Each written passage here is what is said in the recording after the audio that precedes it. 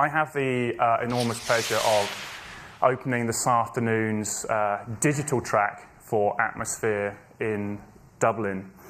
This is actually one of 30 global events that we're running through the course of 2014. The last 2 to 3 weeks, we've had, I think, Barcelona, we've had Lisbon, we had 5 days of events in Paris, covering a multitude of vertical and horizontal kind of themes. Very, very successful. But today, we're in Dublin. It's absolutely fantastic to be here. Thank you so much for coming. As Tonya said this morning, time is precious for all of us. And for those of you who have just joined us this afternoon, a very warm welcome to Google if it's your first time.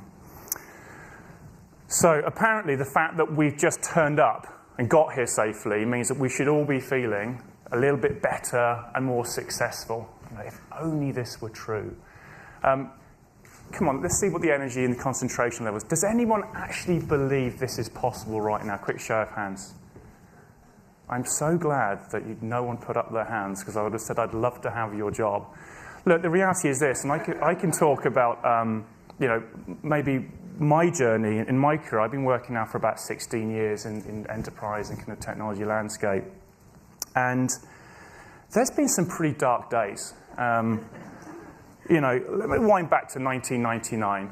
I set the alarm clock. Remember the one with the single alarm, and it only took batteries. Okay, kind of set that. You wake up, get up early, you get ready, get into my suit and tie. Okay, no tie here. I spend an hour in the car. I drive to my office. I get to my kind of PC. I press the button. I go and get myself a cup of coffee. I come back 12 minutes later. The thing hasn't booted up yet. Okay, I have no video conferencing, but I have a landline. And I have email after maybe 14 or 15 minutes. I used to have an IBM ThinkPad. The thing was running literally at 16 minutes finally when I managed to get rid of it. Now, I used to print my emails out and put them in a little pile next to me. Right? I can see a lady actually shaking her head. Did anyone else actually do that? Was it just me? Yes! Someone else did that, and I don't know whether it was like I just picked the 15 that looked the most important, but that's all I did. I'd literally go to work, I'd print these emails out, I'd tick them off, and I remember kind of people at work saying, oh, I'm so busy, I get 25, 30 emails a day. Look at us now. Thank goodness we've got spam folders, anti-spyware. I mean, can you imagine if we actually counted up how many we receive? So, there was one in particular. I was thinking about this last night. There was one in particular day that still kind of haunts me from when I was younger. And I drove from Reading to Hull. Now, there's nothing wrong with the city of Hull. But this was a 17-hour day, mostly spent in my car, of which I spent about 45 minutes with a prospective customer. And he was running late. So guess what? My meeting ended up actually being about 20 minutes long. I can't think of a less productive or useful use of my time. But the reality is this. If we think about now, moving forward to kind of where we are all working, the shape and the construct of work has changed, and it's actually changed forever. Over the last 15 years, I think it's fair to say that the expectations upon us on our productivity, what we're giving to work, has increased, it's heightened. But also, the level of expectation that we have on our employers has changed. We expect more from them in supporting the way that we work.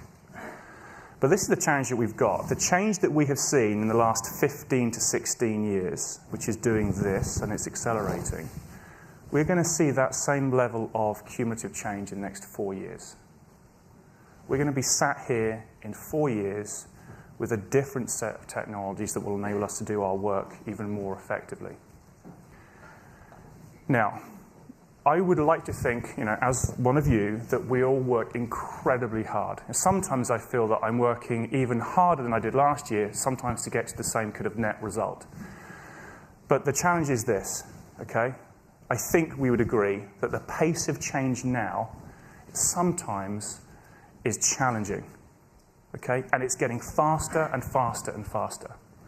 But the pace of change today, right now, is the slowest it is ever going to be ever again. And that is something that we need to start thinking about probably a little bit more effectively, because there is only so many hours of the day that we have. Now, if we kind of wind forward to now, today. So I spend, it seems like an increasingly amount of time away from my office. You know, I'm very fortunate. I travel with really kind of two devices. I have my smartphone and I have my tablet. On occasion, I bring a laptop. But actually, most of my work is now done via those two devices, okay? And they've been incredibly helpful in allowing me to actually do my work and my personal life, to manage those more effectively. This morning, when I came from the airport, I had a hangout. So those of you know Hangouts is kind of video conferencing technology. I had a hangout with my 9-year-old daughter. Now, she's on half term this week, and we were just kind of having a chat. And then the moment I finished that, I had a hangout with the guy who runs Germany for me. And it's just amazing that these devices have become almost this kind of real-time, simultaneous switching to content, to data, to news, to applications. But actually, for me, because I'm on the road to the people that I actually care about. And I just think that is absolutely kind of fascinating in the times that we live in. And this is just accelerating at a pace completely unabated. Now, let me just be clear. One thing I'm not a technologist. I'm not what is called like a platform evangelist who kind of goes around and talks about kind of futurology. I'm not. I am just a very, very normal business person.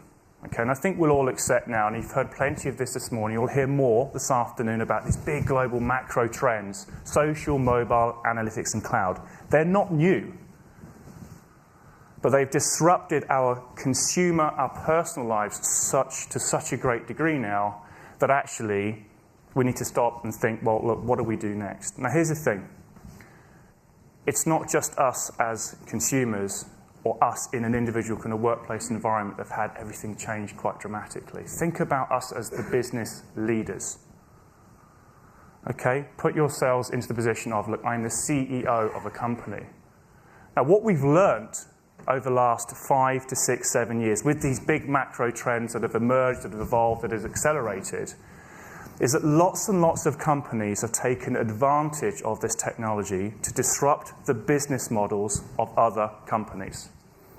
What you tend to see is a company will look at another company's kind of value chain. They'll look at the end-to-end process of what this company does, and they'll look at that process and they'll say, how can I disintermediate it, or how can I start to fragment that?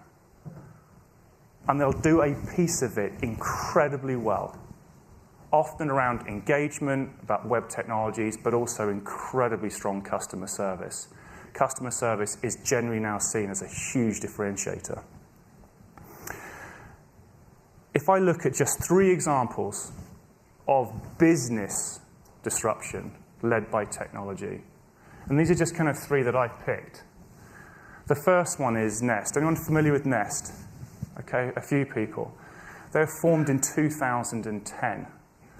Okay, they are disrupting the GVAP industry right now because they are actually bringing out software and hardware that is beautiful in innovation in design. They manufacture sensor-driven, Wi-Fi-enabled thermostats and smoke detectors. Okay, well, why is that kind of sexy? The difference is the following. It's actually self-learning. Okay, it self-learns from your patterns of behavior and would then actually adapt its systems based around your preferences, your behavior, your location. So, for example, if you were to use it on a smartphone, it would recognize whereabouts you were. So if you were late back from work, it would realize that you were late back from work and it wouldn't turn the heating on. There are now examples coming through this company where people are saving 50% on their heating bills. And that's just one piece of hardware. We rate Nest. We decided to buy them in January for $3.5 billion. Completely new, emerging value proposition, incredibly disruptive to that particular part of industry. And then you look at Uber. Again, I'm sure you're familiar with Uber. It's been everywhere. This kind of, the process of disintermediating the taxi industry is just everywhere. What we learn is that once an industry starts to be disrupted, it's almost I wouldn't say impossible, but it's very, very hard for the original incumbent to gain back the full market share that it had. And actually, the pace of change accelerates almost to the point where it was too difficult to envisage what it was going to look like as the endpoint. Now, Uber is interesting for two reasons. One, it changes the business model of the taxi service. But secondly, last November, they disrupted the financial services sector as well. They decided to go and get $2.5 billion of outside capital to enable cheap car loans. Why did they do that? They wanted people to come into the network. So if you take a cheap car loan from Uber, financed, and put that car into their network, you're about one of another 200,000 drivers that have been able to do so in the last 5 or 6 months. So they've disrupted industry, both in the taxi space, but also now within financial services. And the last is Airbnb. Airbnb is extraordinary, quite frankly. It was a company, again, founded back in only 2008. I'm not sure if you've used the service. I've literally just used it recently, I think 2 days ago. Now, Airbnb, it is a global kind of knowledge repository whereby you can put your listings on, you can search, you can discover, you can buy rooms, villas for a week. There's even 600 castles. But the point is the following. Anyone can actually list on Airbnb. And you think about the online travel industry, all this kind of bookings.com. There is an enormous amount of aggregators out there. But this is different. This is actually taking a slightly different business model, democratizing IT, and putting it into the hands of different users. They've got about 10.5 million active users now, I believe. They've got more inventory than the Hilton, and their market capitalization is actually larger than Hyatt. So when people ask us the question, I think Tonya I mentioned it this morning brilliantly, like, who do we fear? We fear the next startup, the next mid-market who takes this incredible business idea. And the difference is now is you don't have to build servers and databases and operating systems. You need a browser, a device, and a credit card. And a really, really good idea. And that's who we fear. We respect Microsoft and IBM and HP massively, but we don't fear them. And that is why this culture of innovation enabled by tooling for us is absolutely a core tenet of how we believe we can keep ourselves relevant in the industry. Now, this is a pretty bold statement, okay? I don't entirely buy into this. This is from a company called Capgemini and MIT. Now, if this is just a technology company, I think we'd take it with a pinch of salt. But MIT are a pretty serious outfit. Now, candidly, about 2 years ago, I think most of the technology industry who are in the kind of the new space, aligned to some of these mega trends, would have said that the pace of disruption in many parts of traditional industry and companies was so fierce that it was just a matter of time that many of those organizations would potentially face going out of business, candidly. But I would argue now, certainly going into 2014, I have a much more optimistic view of what technology can bring to every single person, every single organization. We've reached really a point of technology maturation. Okay, now people talk about social and mobile and analytics and cloud. And, you pick up anything marketing related, and it's got the word cloud in front of it. But actually, it's got to a point, I think, in terms of the maturity, but also the value that these technologies have proven, that it's not a matter of, well, look, should we do this? Now it's really about, look, when are we going to do this and how are we going to really embrace this? And you're going to hear lots of these stories this afternoon about organizations who put digital at the very core of their business. If I wind back to when I joined Google, the first organizations that came to us in enterprise were those that were suffering from really, really severe, quite critical economic duress. This is when the media kind of industry 8 years ago was being disrupted by digital. I mean, this is one of the earliest ones. And a lot of companies came to us and said, if I don't save 50% of my IT cost, so the total cost of ownership, we're going to be laying people off in their hundreds, if not thousands. Can you help us? And we told our story because we used to run exactly the same systems as many other people. Then we moved it to our own tooling, and we saved between 50 and 60%. So if I look at some of the core foundation of what we've done, we've never lost the eye on the business case aligned to the financial director or the CFO. You've got to be able to kind of put something up that is absolutely indefensible, that you can take through a process. The next level up is business. Okay, so how do I change business processes? How do I create new ways of working using these technologies? But the one that has captured the most amount of attention, especially around digital, is this kind of notion of corporate or cultural change or cultural transformation. And I always felt, even in the early days, that actually the highest level of value was going to be up at this kind of corporate transformation level, where organizations were generally looking to just use tooling as almost as an example, a use case of how they wanted to change. And a company called ITV, I'm not sure if you're familiar, they came to us 4 or 5 years ago and said, look, no one likes working here. Our share price is really, really down. And we want to do something about that, both internally and externally. And I'll show you the results of that in a moment. So they worked with us, and we really started to work on the transformation of their digital workplace. And it is that corporate cultural transformation that we feel has become, I think, the most resonant with CEOs and board members when they're looking at their mid to long-term relevancy. It's gone beyond just cutting cost or bottom line. They're looking to do something different.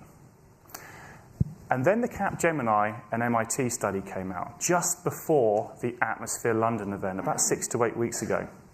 Now, some of the findings on this, okay, so it's about financial performance. What they did is they took 400 traditional enterprise companies and they classified them in terms of their digital maturity. So they just put them into a quadrant. So who is the most digitally mature and who isn't? And the findings are actually pretty staggering. Now, yes, there's kind of top-line growth in terms of revenue. The profitability number at 26 points is huge. But this is borderline insanely interesting. Because what this is saying is that there is a direct correlation between a company's ability to transform digitally and their market performance.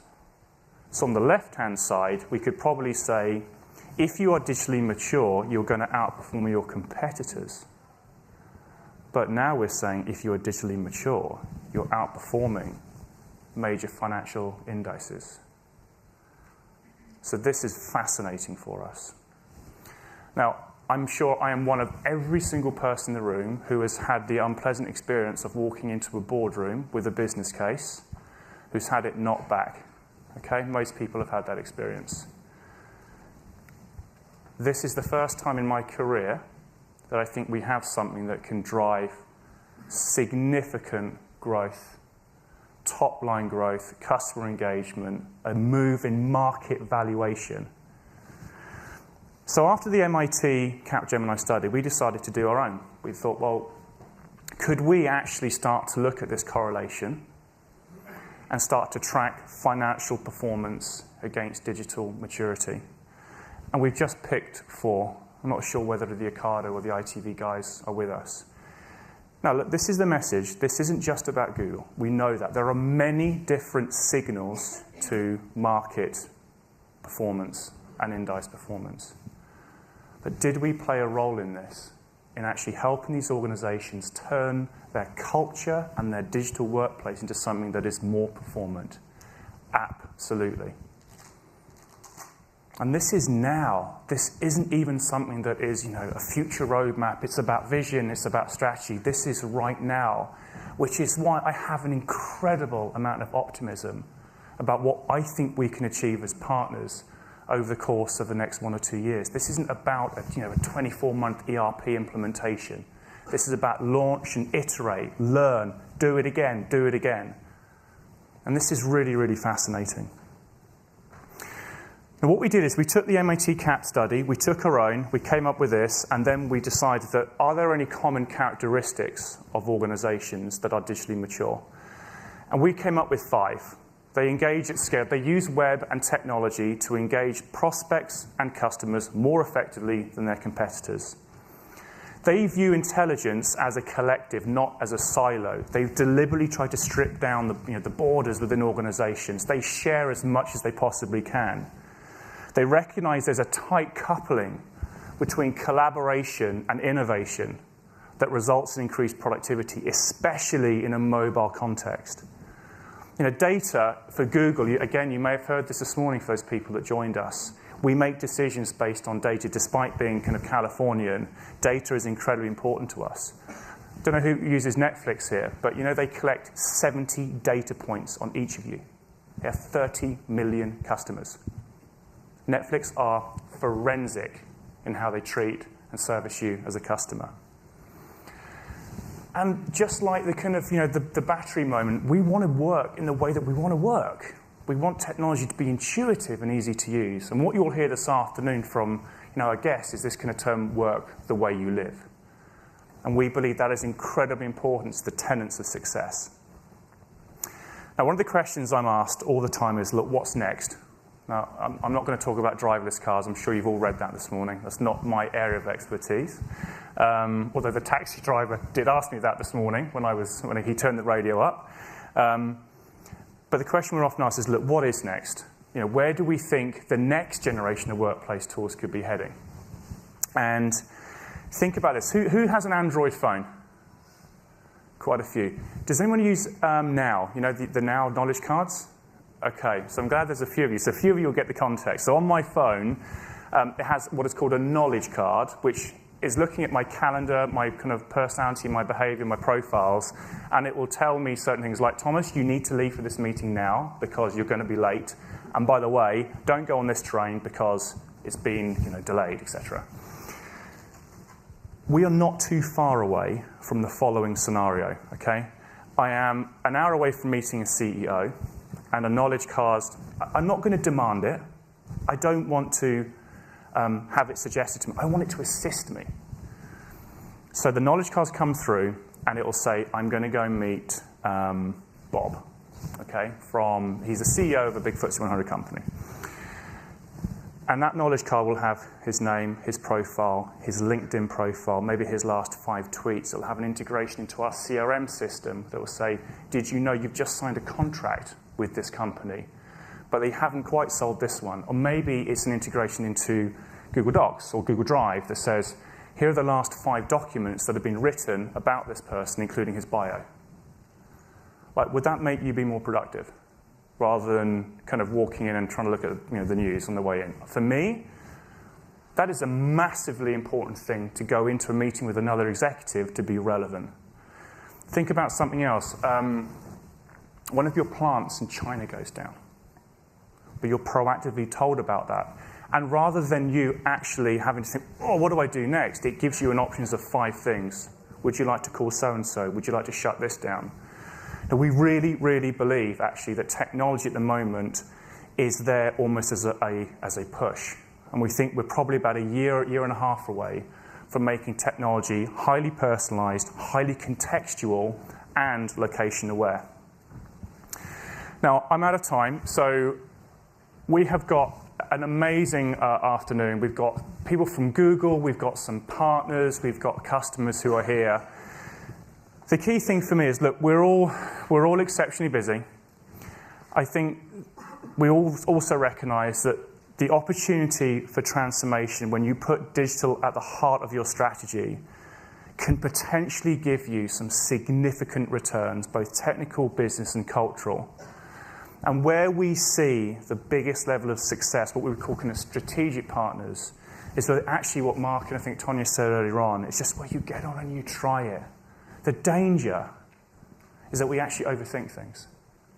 So my ask to you is carve out 5% of your time, if you can afford it, 10% of your time, and start to think about the what-if scenario. Because if you're not doing it, there's going to be someone probably around you that is actually doing that. And when you just take that time out, maybe it's 10 minutes a day, 20 minutes a day, to think ahead, all of a sudden that roadmap to success, that roadmap to new things, to ideation, to innovation, attracting new talent, becomes much more clear.